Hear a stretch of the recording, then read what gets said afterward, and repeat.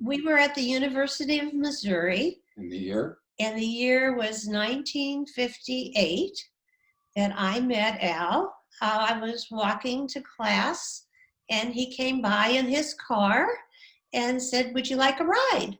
He had And a car? he had a car. How come? It wasn't a perfect car, but it was a car. Because Al, and he'll tell you this, worked his way through college and paid for most of his own college.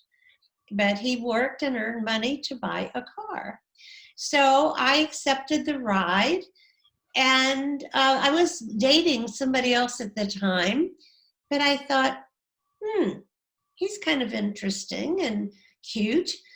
And then I met him again. I was going to the dean with my then boyfriend who was flunking out of school.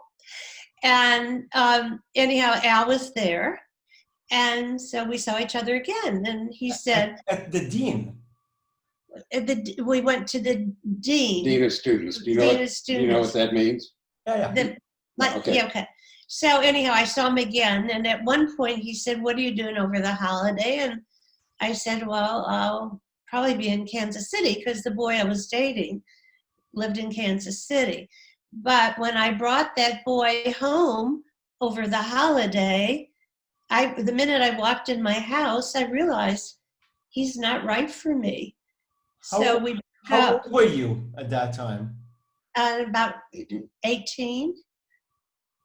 At 18, you knew what's right for you and what's wrong for you? You know, in those days, if you didn't meet your husband in college or when you were at least 20 or 21, you probably weren't going to meet anybody. That's what they told us. So anyhow, I broke up with that young man, and later Al and I started dating. This is too short. What do you mean started dating? You know, you left him, and now how do you tell Al that you are available? Well, one of his friends from the fraternity, he was in a fraternity. Do you know what that is? Yeah. Okay. So one of his friends said to him, "You should take out Sharon." Well, he can tell this better than I can.